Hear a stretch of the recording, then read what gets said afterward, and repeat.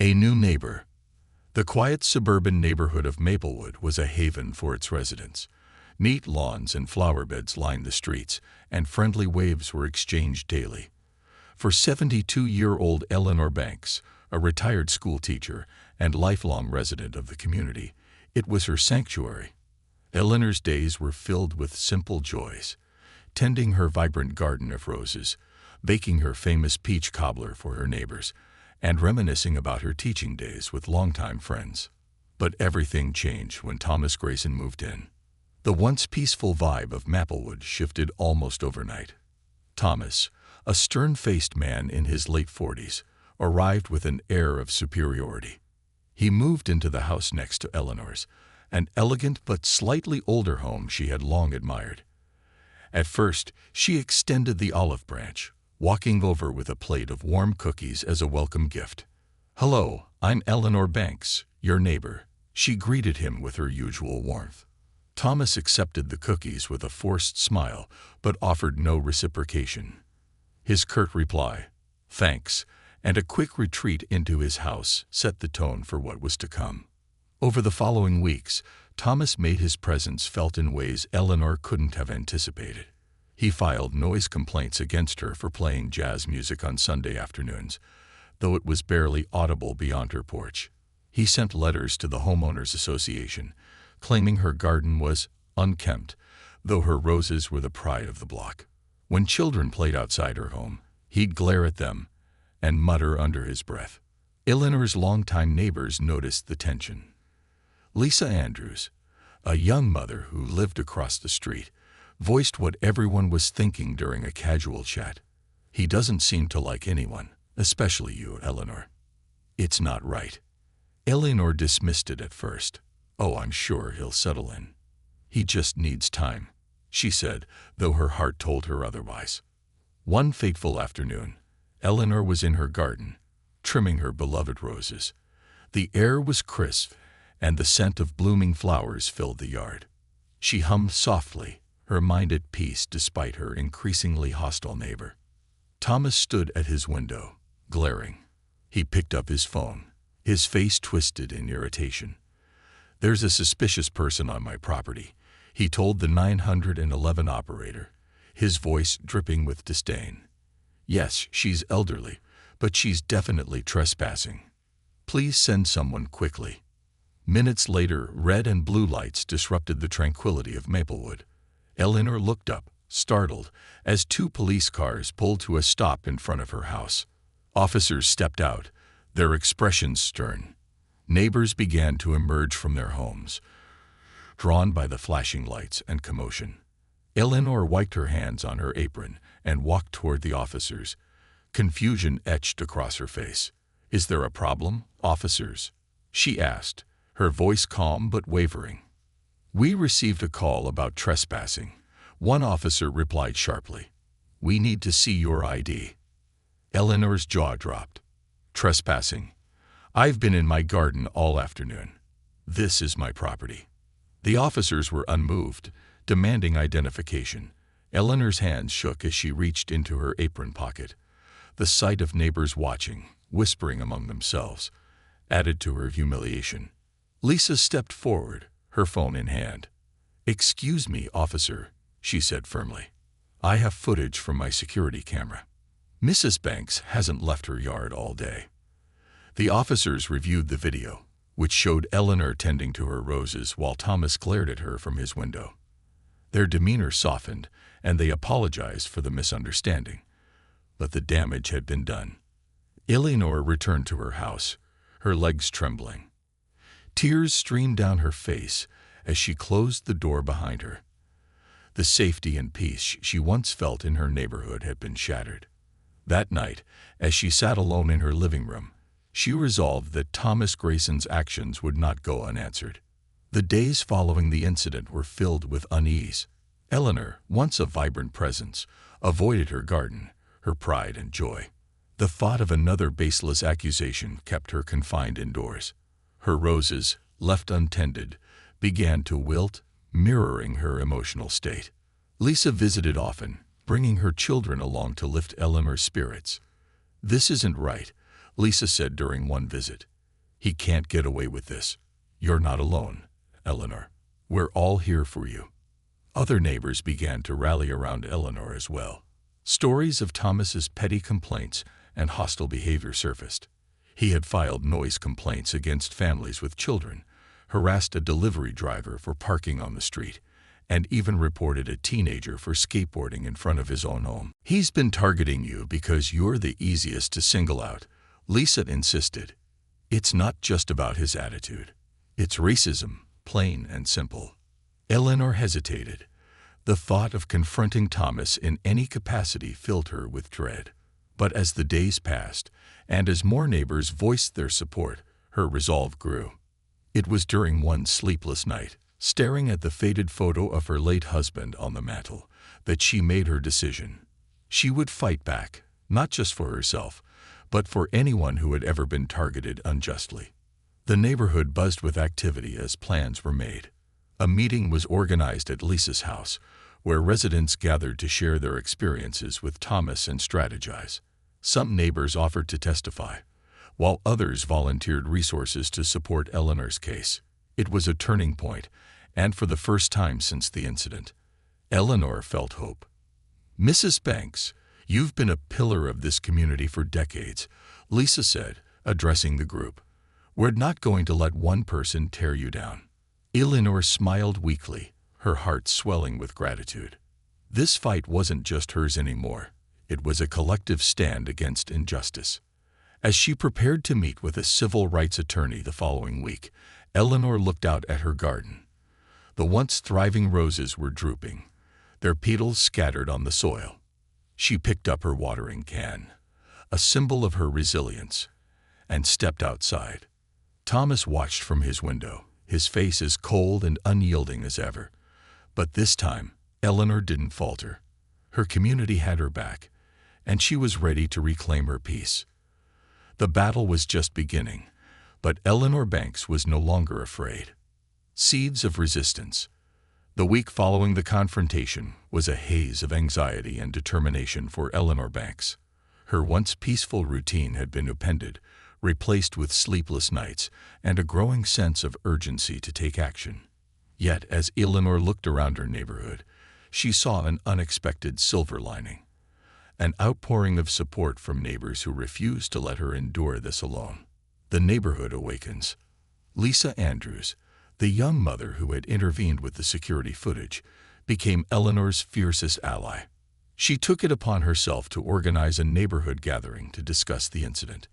Flyers were discreetly passed around, and soon, a dozen households committed to attending. Lisa's cozy living room, usually filled with the laughter of her children, was transformed into a war room. Neighbors packed every available seat, some standing by the walls, their faces a mix of concern and determination. Eleanor sat at the center, her hands clasped tightly around a steaming cup of tea. "We can't let this slide," Lisa began, her voice firm. What happened to Eleanor was more than just an unfortunate misunderstanding. It was a targeted act of racism, plain and simple. Murmurs of agreement rippled through the room. A retired nurse, Marjorie, spoke up. "I've seen this kind of behavior before. People like Thomas thrive on intimidation, but he picked the wrong neighborhood." Others chimed in with their own grievances about Thomas Grayson. A young couple recounted how Thomas had berated them for hosting a family barbecue, claiming it disrupted the peace. An older man, Mr. Patel, described how Thomas had reported him to the homeowners association for parking his car slightly outside his driveway. As story after story emerged, a pattern became undeniable. Thomas's hostility wasn't just an issue of personal animosity, it was systematic. It targeted individuals he perceived as different, unwelcome, or beneath him. Eleanor finds her voice. Though grateful for the support, Eleanor initially hesitated to speak. The humiliation of being accused and confronted so publicly still weighed heavily on her. But as she listened to her neighbors' accounts, a fire kindled within her.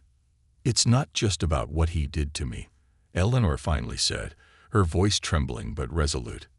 "It's about what he represents. I've lived in this neighborhood for over 40 years. I've been a teacher, a friend, a mentor. I've seen children grow up here, and I've felt nothing but love for this community. For someone to try and make me feel like I don't belong, like I'm a threat in my own home, it's unacceptable." Her words hung in the air, drawing a round of supportive nods and murmurs. Lisa placed a reassuring hand on Eleanor's shoulder. "We're with you, Mrs. Banks. Whatever you decide to do, we'll stand behind you." The meeting ended with a unanimous decision to take collective action. Some neighbors pledged to write statements, others to speak with local authorities and media outlets. A few offered to cover legal fees should Eleanor decide to pursue the matter in court. A legal battle takes root. Encouraged by the neighborhood's solidarity, Eleanor met with Marcus Whitfield, a civil rights attorney with a reputation for tackling cases of discrimination and injustice. Marcus, a tall man with a commanding presence, listened intently as Eleanor recounted the events. "This is a clear case of harassment and defamation," Marcus said, his tone resolute. "The false 911 call, the public humiliation, the psychological toll. It all points to a targeted act of racial discrimination. If you're willing, Mrs. Banks, we can take this to court." Eleanor hesitated. The idea of a public legal battle was daunting, especially at her age. But as she thought about the support she had received from her neighbors and the principle at stake, she found her resolve. "Let's do it," she said finally. "Not just for me, but for everyone who has ever been made to feel like they don't belong." Media attention and community outrage. Word of the lawsuit spread quickly, and the local media picked up the story. News crews arrived in Maplewood, capturing the vibrant but now neglected garden where the confrontation had taken place. Eleanor's story became a rallying cry, with headlines like "Elderly Woman Faces Harassment in Suburbia" and "Neighborhood Unites Against Injustice." Social media amplified the story's reach. Lisa, ever the organizer, started a hashtag campaign, #JusticeForEleanor. Within days, the story went viral, attracting thousands of comments, shares, and messages of support from around the country. Activists, celebrities, and civil rights organizations weighed in, condemning the incident and calling for accountability. The newfound attention was both a blessing and a burden for Eleanor. While she appreciated the support, the constant presence of reporters and cameras was overwhelming. Still, she remained steadfast in her mission. "This isn't just my fight," she told a reporter during an interview. "It's about standing up to hate in all its forms. It's about ensuring that no one else has to go through what I did." Thomas Grayson's response. As the lawsuit gained traction, Thomas Grayson found himself under intense scrutiny. Reporters camped outside his home, and neighbors began to shun him. But instead of apologizing or showing remorse, Thomas doubled down. He filed a counter-complaint with the Homeowners Association, accusing Eleanor of violating neighborhood regulations and fostering division. The complaint was quickly dismissed, but the move only further enraged the community. "He's not just unrepentant, he's doubling down on his behavior," Lisa said during a follow-up meeting. "He thinks he's untouchable, but he's about to learn otherwise." Preparing for battle. As the court date approached, Marcus worked tirelessly to build a strong case. He gathered testimonies from neighbors, compiled evidence of Thomas's pattern of harassment, and prepared Eleanor for what would undoubtedly be an emotional trial. Meanwhile, the neighborhood rallied around Eleanor in other ways. Lisa organized a fundraiser to cover additional legal expenses, while others helped Eleanor prepare her garden for spring, restoring it to its former glory. The garden became a symbol of resilience, its roses blooming brighter than ever. For Eleanor, tending to her flowers once again brought a sense of peace and purpose, a spark of hope. One evening, as Eleanor sat on her porch watching the sun set over Maplewood, Lisa joined her with a plate of fresh-baked cookies.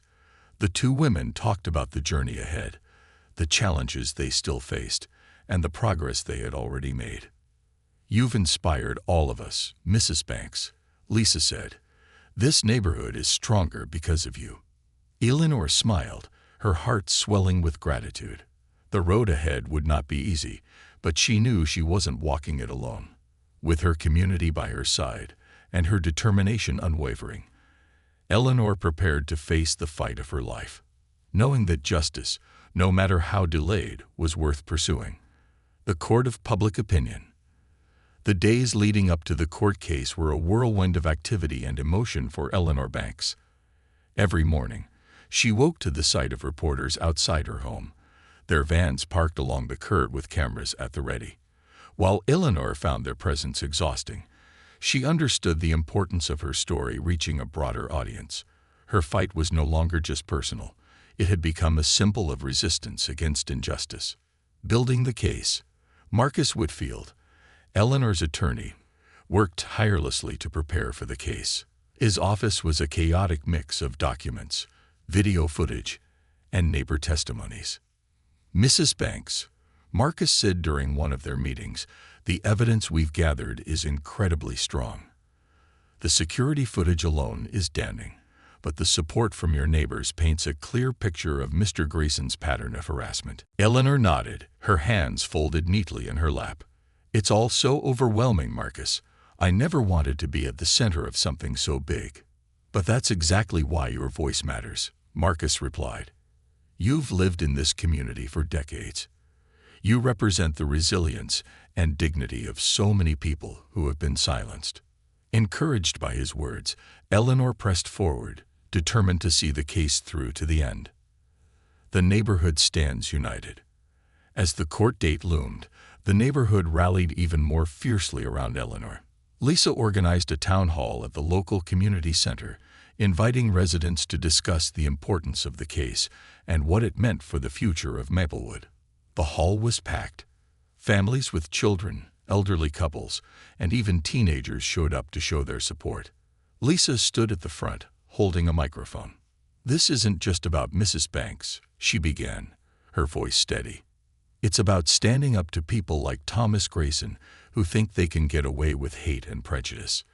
This is our chance to show that Maplewood is a place where everyone belongs, regardless of their race, age, or background." Applause erupted, and several neighbors took turns sharing how Eleanor had impacted their lives. Marjorie, the retired nurse, spoke about Eleanor's kindness when her husband had fallen ill.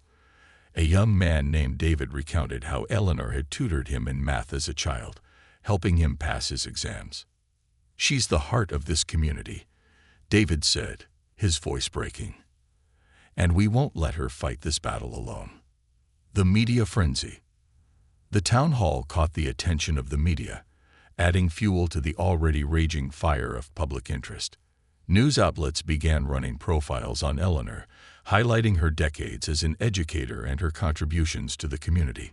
Eleanor became a household name overnight. Social media campaigns, led by Lisa and other activists, brought national attention to her case. Hashtags like #JusticeForEleanor and #StandWithEleanor trended for days. Civil rights organizations issued statements condemning Thomas Grayson's actions and offering support for Eleanor. Prominent figures, including politicians and celebrities, weighed in, praising her courage and calling for accountability. The overwhelming attention was both a blessing and a burden.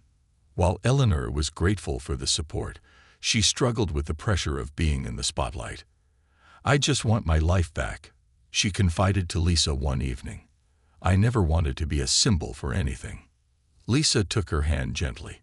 "Sometimes the fight chooses us, Mrs. Banks, and you're doing more than you realize, not just for yourself, but for so many others." Thomas Grayson's world crumbles. While Eleanor's story gained momentum, Thomas Grayson found himself drowning in negative publicity. Reporters hounded him for comments, but he refused to speak. His smug demeanor was replaced by visible unease as the walls closed in around him. Thomas's employer, a mid-sized financial firm, issued a statement distancing themselves from his actions. Shortly after, he was placed on administrative leave, pending an internal review. Colleagues who had once been friendly now avoided him entirely. His personal life fared no better.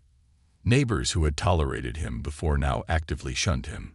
His mailbox filled with anonymous letters condemning his behavior.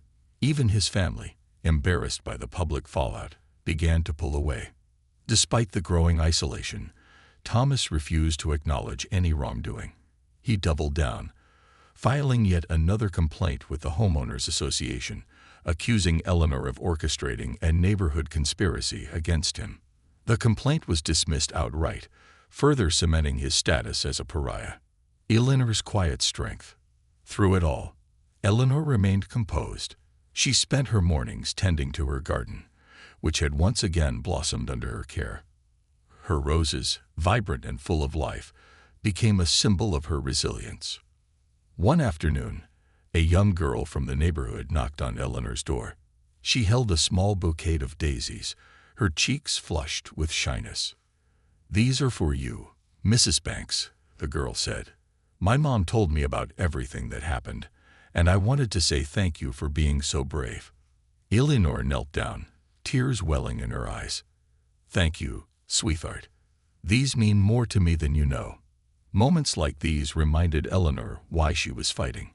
It wasn't just about her own dignity. It was about paving the way for a better future for everyone in Maplewood. Preparing for the trial. As the trial date approached, Marcus intensified his efforts.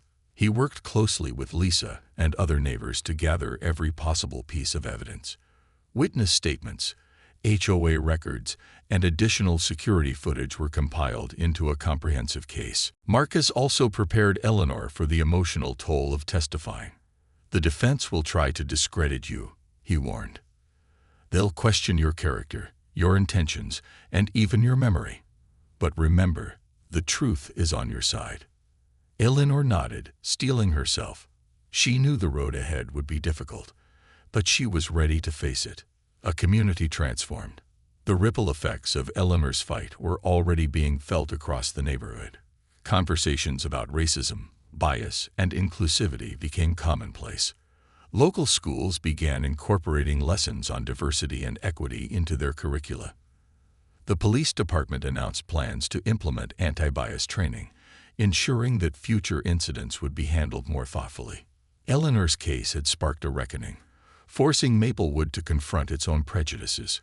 While there was still much work to be done, the changes were a testament to the power of collective action. The night before, on the eve of the trial, Eleanor sat on her porch, watching the sunset. The sky was painted in shades of orange and pink, a breathtaking reminder of life's beauty amidst its challenges. Lisa joined her, bringing 2 cups of tea. "Tomorrow's a big day," Lisa said, handing Eleanor a cup. "How are you feeling?" "Nervous," Eleanor admitted, "but ready." Lisa smiled. "You're stronger than you think, Mrs. Banks. No matter what happens, you've already made a difference." Eleanor looked out at her garden, the roses swaying gently in the breeze. She took a deep breath, letting the air fill her lungs. Tomorrow, she would face the courtroom. But tonight, she allowed herself a moment of peace, knowing she wasn't alone in her fight for justice. The trial begins. The day of the trial dawned crisp and clear, yet the air felt heavy with anticipation. Eleanor Banks woke before sunrise, her stomach knotted with a mixture of nerves and resolve. She dressed carefully in a navy blue dress, one her late husband had always admired. It felt like he was with her, his silent strength bolstering her own. By the time Lisa arrived to pick her up, the streets outside Eleanor's home were lined with supporters holding handmade signs. Messages like "Justice for Eleanor" and "End racism in our communities" waved in the morning breeze. The sight brought tears to Eleanor's eyes. "You've got this, Mrs. Banks," Lisa said, squeezing her hand as they climbed into the car. As they drove to the courthouse, Eleanor glanced at her garden through the car window. The vibrant roses seemed to bow their heads in a show of solidarity. She whispered to herself, "This isn't just for me. This is for all of us." The courtroom. The courtroom was packed with reporters, supporters, and curious onlookers by the time Eleanor and her legal team arrived. Marcus Whitfield walked beside her, his demeanor calm and confident. "Remember," he said softly, "you don't have to carry this alone. The evidence speaks for itself." Eleanor nodded, clutching her handbag like a lifeline. She felt every pair of eyes on her as she took her seat. Across the room sat Thomas Grayson, his expression a mixture of defiance and discomfort. He looked out of place in his sharp suit, his usual smugness tempered by the weight of the proceedings. Beside him sat his lawyer, a wiry man with a sharp voice and a tendency to interrupt. The judge, a woman with piercing gray eyes, called the court to order. The trial had officially begun. Marcus presents the case. Marcus opened with a powerful statement, his voice commanding the attention of everyone in the room. This case is not just about one false 911 call, he began. It is about a pattern of targeted harassment fueled by prejudice. It is about an innocent woman who was humiliated and made to feel unsafe in the very community she has called home for decades. And today we will prove that Mr. Grayson's actions were not just cruel, they were illegal. He then introduced the key pieces of evidence, the 911 recording, security footage, and statements from witnesses. As the first piece of evidence played, the recording of Thomas calling the police, Eleanor felt her chest tighten. "There's a suspicious person on my property," Thomas's voice echoed in the silent courtroom. The disdain in his tone was unmistakable. Next, the security footage rolled on a large screen. The video showed Eleanor peacefully tending to her garden, while Thomas glared from his window. The room was deathly quiet as the footage ended, the damning evidence sinking in. Witness testimonies. The first witness to take the stand was Lisa. She described the events of that day in vivid detail, her voice steady and unwavering. "I knew something was wrong when the police arrived," she said. "Mrs. Banks hadn't left her yard. She was watering her roses, like she does every day. I reviewed my security footage immediately and showed it to the officers on the spot. It was clear that Mr. Grayson's call was baseless." Next came Marjorie, the retired nurse, who spoke about Thomas's history of hostility toward neighbors. He filed petty complaints about noise, parking, and even children playing in their own yards, Marjorie testified. But his behavior toward Mrs. Banks was particularly aggressive. It felt personal. Other neighbors echoed similar sentiments, painting a picture of Thomas as a man who thrived on intimidation and control.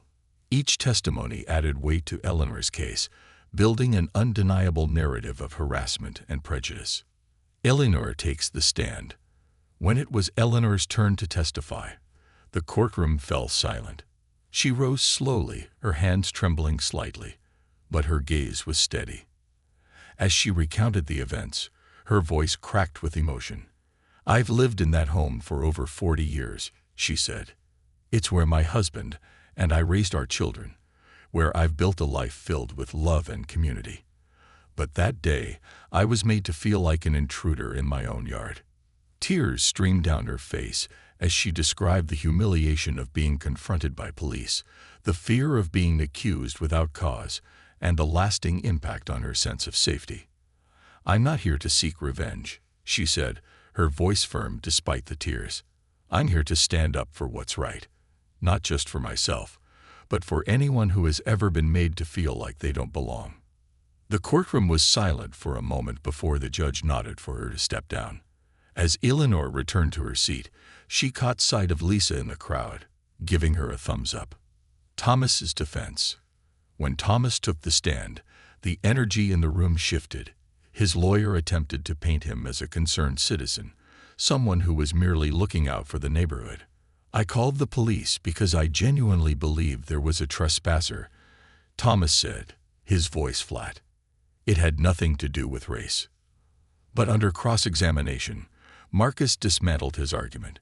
He highlighted the lack of evidence for any actual trespassing, the clear bias in the 911 call, and the pattern of complaints targeting Eleanor specifically.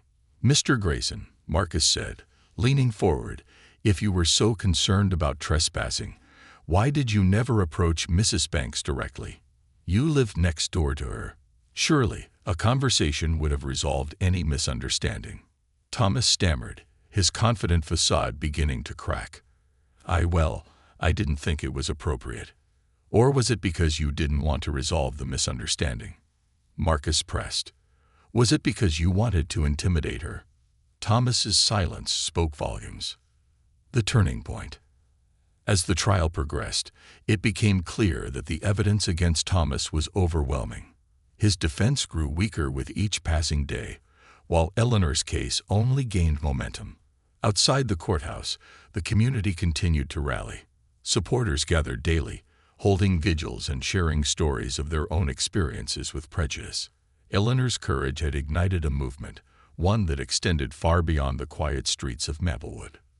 The closing arguments. In his closing argument, Marcus addressed the jury directly. "This is about more than just one woman's garden or one man's poor judgment," he said. "This is about holding people accountable for their actions. It's about saying enough is enough to the kind of behavior that tears communities apart. Mrs. Banks deserves justice, not just for what she endured, but for the message it sends to anyone who thinks they can act without consequence."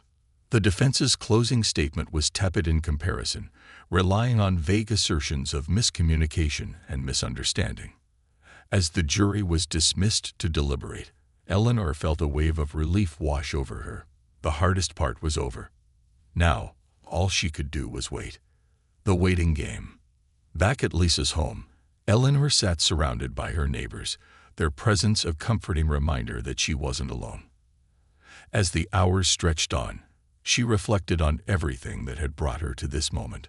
Her heart was heavy, but it was also full of hope, of gratitude, and of the quiet strength she had discovered within herself. Whatever the verdict, Eleanor knew she had already won in ways that truly mattered. The trial had given her a voice, and she had used it to stand up not just for herself, but for the countless others who faced similar injustices every day. The verdict. The courthouse was abuzz with anticipation. The trial had garnered national attention, and supporters of Eleanor Banks crowded the halls, their conversations filled with speculation about the outcome.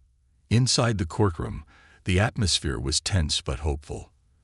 The jury had deliberated for hours, and now the moment of truth was at hand. Eleanor sat at the plaintiff's table, her hands folded tightly in her lap. Marcus Whitfield sat beside her, his face calm but alert. Across the room, Thomas Grayson appeared uneasy for the first time. His usually smug expression was replaced by a nervous frown, his fingers tapping rhythmically on the edge of the table. The judge entered the room, and the courtroom fell silent. "Has the jury reached a verdict?" the judge asked, her voice clear and authoritative. The foreperson, a middle-aged woman with a steady gaze, stood. "We have, Your Honor. The verdict is read." Eleanor held her breath as the foreperson began to speak. "In the case of Banks v. Grayson, we, the jury, find the defendant, Thomas Grayson, liable for defamation, emotional distress, and racial harassment." Gasps of relief and joy rippled through the courtroom. Eleanor felt a wave of emotion wash over her, tears welling in her eyes. The foreperson continued. "We award the plaintiff, Mrs. Eleanor Banks, compensatory damages in the amount of $500,000 and punitive damages in the amount of $2 million. The room erupted into murmurs. Thomas Grayson's face drained of color, his lawyer placing a hand on his shoulder in a futile attempt to calm him. Eleanor, overwhelmed, clasped her hands together tightly, her lips trembling as she whispered a prayer of gratitude. The judge rapped her gavel sharply. "Order in the court," she commanded. When the room quieted, she addressed the parties. "Let this case serve as a reminder that actions have consequences, and that prejudice, in any form, will not be tolerated." Eleanor nodded, her heart swelling with a mixture of relief and validation. Justice had been served. The aftermath in the courtroom. As the court adjourned, Eleanor was surrounded by her legal team and neighbors. Lisa was the first to embrace her. "You did it, Mrs. Banks," Lisa exclaimed, tears streaming down her cheeks. "You stood up to him, and you won." Eleanor hugged her tightly. "We did it, Lisa. I couldn't have done this without you and everyone who stood by me." The hallway outside the courtroom was a sea of reporters and cameras. Marcus, ever the professional, fielded questions on Eleanor's behalf. "This case is a landmark moment," Marcus told the reporters. It demonstrates that individuals who perpetuate hate and harassment will be held accountable. Mrs. Banks's bravery has set a precedent for others to follow. Eleanor stood beside him, smiling faintly as the cameras clicked. She answered a few questions, emphasizing the importance of community support and resilience in the face of adversity. "This isn't just a victory for me," she said, her voice steady. "It's a victory for justice and for everyone who has ever felt powerless in the face of discrimination." Thomas Grayson's fall. The verdict marked the beginning of a steep decline for Thomas Grayson. The multi-million-dollar judgment effectively bankrupted him.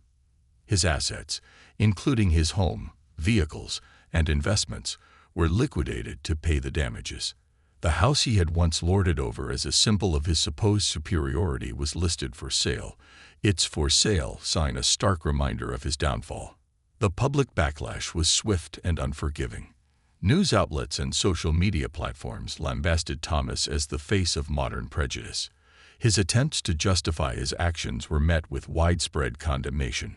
Professionally, he was terminated from his job, his former employer citing his behavior as incompatible with company values. In the quiet suburb of Maplewood, Thomas became a pariah. Neighbors avoided him, refusing to make eye contact or exchange pleasantries. His once pristine lawn became overgrown, a physical manifestation of his crumbling life. He rarely left the house, and when he did, whispers followed him everywhere. Eleanor reclaims her life. For Eleanor, the verdict was both a relief and a new beginning. With the settlement, she was able to move to a smaller, more peaceful home in a nearby town, free from the shadow of her tormentor. The new house was surrounded by lush greenery and offered her the solitude she craved. But Eleanor knew she couldn't retreat entirely. She used part of the settlement to establish the Eleanor Banks Foundation for Justice and Equity, a nonprofit organization dedicated to supporting victims of discrimination and harassment. The foundation provided legal aid, educational scholarships, and resources for marginalized communities. Eleanor also became a sought-after speaker. Schools, community centers, and advocacy groups invited her to share her story. Though she had never sought the spotlight, Eleanor embraced her role as an advocate, knowing her voice could inspire others to stand up for what was right. "This journey wasn't easy," she often said in her speeches, "but it taught me that even in our darkest moments, we have the power to make a difference, not just for ourselves, but for the generations to come." The ripple effect. The impact of Eleanor's case extended far beyond Maplewood. Her story inspired nationwide conversations about racial bias, systemic injustice, and the importance of community solidarity. Activists and lawmakers used her case as a rallying point to push for stronger anti-harassment laws and increased accountability for false accusations. In Maplewood, the neighborhood underwent a transformation. Conversations about prejudice, inclusivity, and fairness became regular fixtures at community meetings. Local schools implemented programs on diversity and equity, ensuring that future generations would grow up with a greater understanding of social justice. The police department also took steps to address its handling of bias-related incidents, implementing training programs designed to prevent similar situations in the future. A quiet celebration. One warm evening, a few weeks after the verdict, Eleanor hosted a small gathering at her new home. Lisa, Marjorie, and several other neighbors who had supported her were in attendance. The group shared laughter and stories, their bond stronger than ever. As the sun set, casting a golden glow over the garden, Lisa raised her glass. "To Eleanor," she said, "a true fighter, an inspiration, and the heart of our community." Eleanor smiled, her eyes glistening with tears. "To all of you," she replied, lifting her own glass, "for reminding me that even in the face of hate, love and support can prevail." A legacy of hope. As the guests departed and the house grew quiet, Eleanor stepped into her garden, her favorite sanctuary. The roses she had planted were thriving, their vibrant petals illuminated by the moonlight. She took a deep breath, the sweet fragrance filling her lungs. Eleanor knew her fight wasn't over. There would always be more work to do, more battles to fight. But for now, she allowed herself a moment of peace, her heart full of gratitude and hope. Her story had begun in pain and injustice, but it had blossomed into something far greater, a testament to the power of courage, community, and the unwavering pursuit of justice. A new dawn. The trial was over, and justice had been served, but the story of Eleanor Banks was far from complete.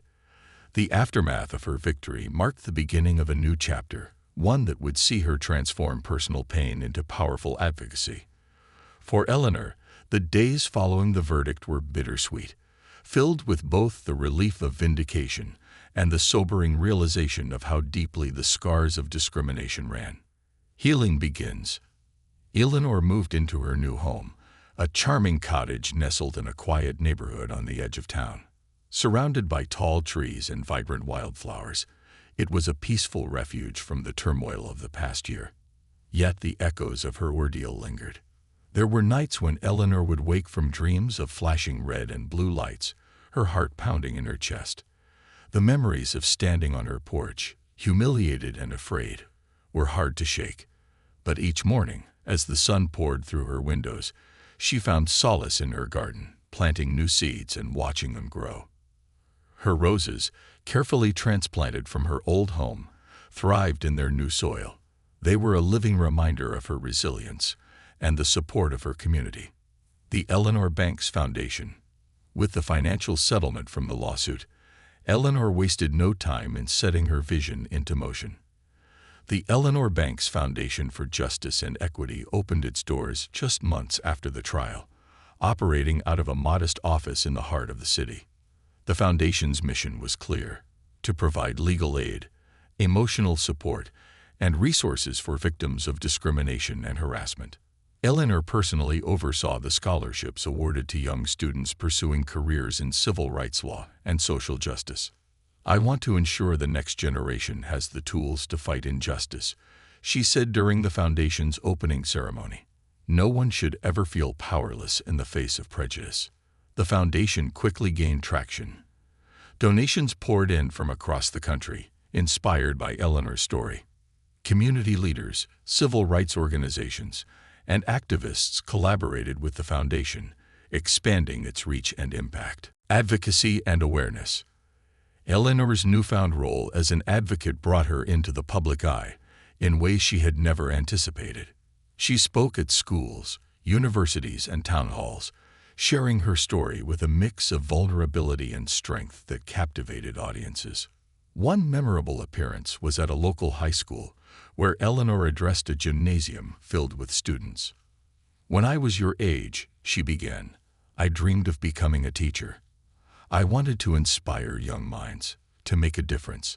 But even in those days, I faced barriers because of the color of my skin. What I've learned is that courage doesn't mean you're not afraid. It means you face the fear anyway."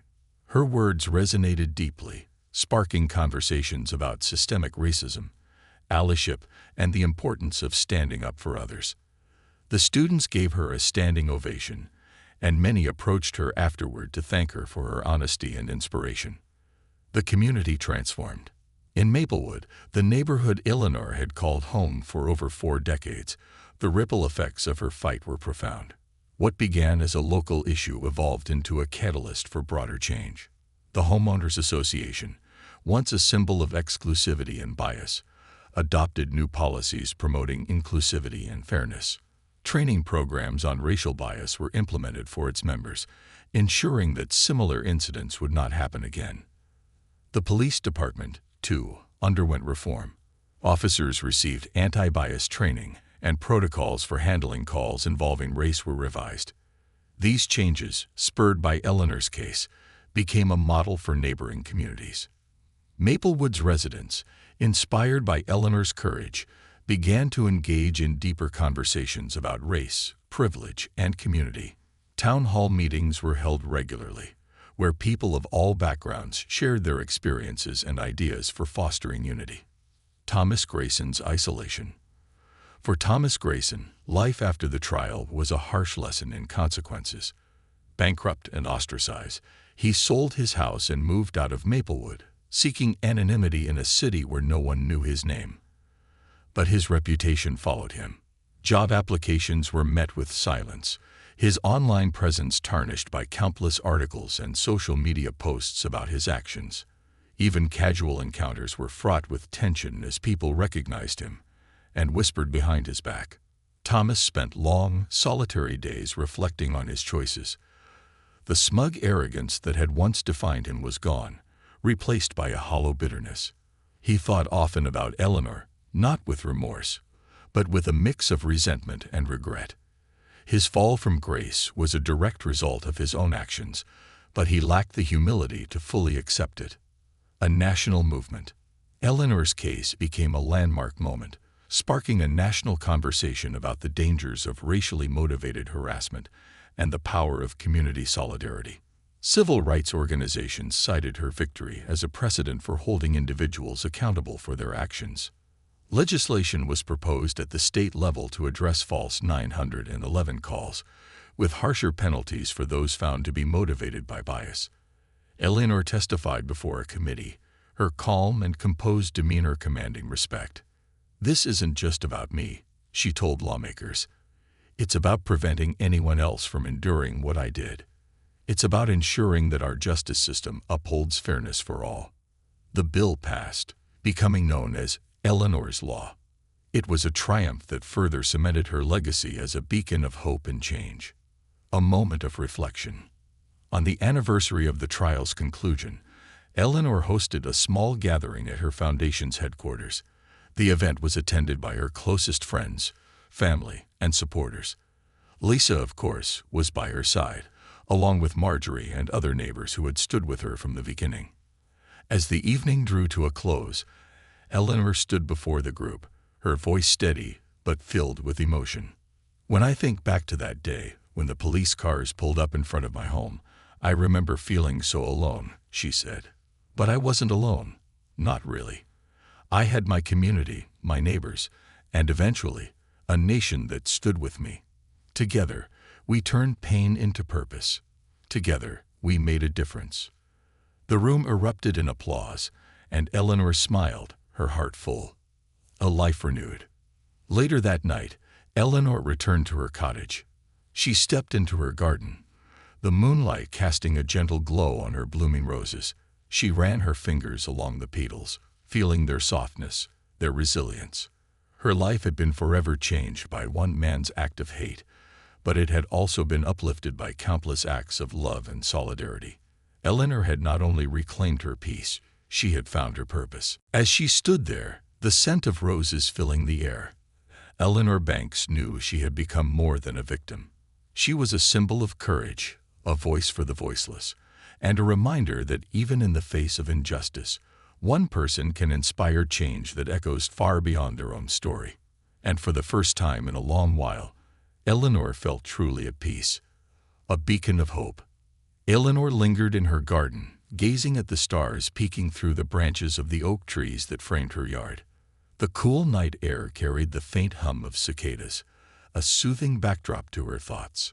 She reflected on the journey that had brought her here, a journey filled with pain, resilience, and ultimately, triumph. Her phone buzzed on the porch railing, pulling her from her reverie. It was a message from Lisa. "Couldn't sleep without saying it again. Thank you for being the hero our neighborhood needed. Sleep well, Mrs. Banks." Eleanor smiled, her heart warming at the simple yet profound words. Lisa and so many others had been her lifeline through this ordeal, proving that community and kindness were the strongest antidotes to hate. A quiet life reclaimed. In the weeks that followed the anniversary event, Eleanor began to reclaim the quiet joys she had once cherished. She spent her mornings tending to her garden and her afternoons mentoring young women of color through her foundation. Her evenings were filled with moments of reflection, writing letters to the countless people who had reached out to her, sharing their own stories of resilience and struggle. One particularly poignant letter came from a young man named Aaron, who wrote, "Mrs. Banks, your courage gave me the strength to stand up to injustice in my own life. Because of you, I'm pursuing a career in law to fight for others who feel voiceless. Thank you for showing me that one person can make a difference." Eleanor framed the letter and placed it on her mantel alongside photographs of her late husband and children. It was a reminder that her fight had rippled far beyond her own life, inspiring change in places she might never see.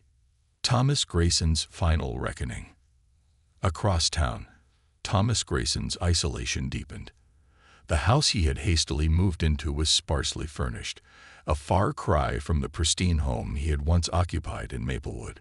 He rarely ventured out, his face a familiar and unwelcome sight wherever he went. One day, he received a letter in the mail. It was from a former coworker who had seen the trial's coverage. "Thomas, I don't know what led you to behave the way you did, but I hope you're using this time to reflect. The world doesn't need more hate. It needs understanding and empathy. I hope you can find it within yourself to change." The words lingered with him longer than he expected. For the first time, he felt a pang of remorse, not just for his ruined reputation, but for the harm he had caused. Whether he would act on it remained uncertain, but the seed of self-awareness had been planted. A legacy of justice. Eleanor's work continued to grow. The Eleanor Banks Foundation expanded its reach, opening satellite offices in neighboring cities and launching programs in schools to educate students about racial equity and the power of advocacy. She partnered with lawmakers to strengthen the reach of Eleanor's law, ensuring that the legislation was enforced nationwide. Her appearances at community events and national forums became a regular occurrence, her calm yet powerful voice a source of hope for so many. Full circle. One sunny afternoon, Eleanor found herself standing on the steps of her old home in Maplewood. The new owners, a young interracial couple with a toddler, had invited her back for tea. The house had changed slightly. The garden was now filled with colorful marigolds and lavender, but the warmth and love that Eleanor had always associated with the place were still present. As she sipped her tea, the young mother turned to her. "We've heard so much about you from the neighbors," she said. "We're honored to carry on the legacy of this home." Eleanor smiled, her eyes glistening with emotion. "This house has seen many stories," she said softly. "I'm glad it's in the hands of a family who will add beautiful chapters to its history." As she left the house, walking past the rows of blooming flowers, Eleanor felt a profound sense of closure. The place where her pain began had become a symbol of new beginnings. The sun sets. That evening, Eleanor returned to her cottage. The setting sun painted the sky in hues of orange and pink, casting a golden light over her garden. She sat on the porch, a steaming cup of tea in her hands, and allowed herself a rare moment of stillness. Her journey had not been an easy one, but it had been worth every step. She had faced hate with dignity, fought injustice with determination, and turned her pain into a platform for change. As the stars emerged, twinkling against the darkening sky, Eleanor whispered a quiet prayer of gratitude for her community, for her strength, and for the opportunity to leave the world a little better than she had found it. In the stillness of that moment, Eleanor Banks smiled. She had not only survived, she had triumphed. And her story, like her roses, would continue to bloom for generations to come.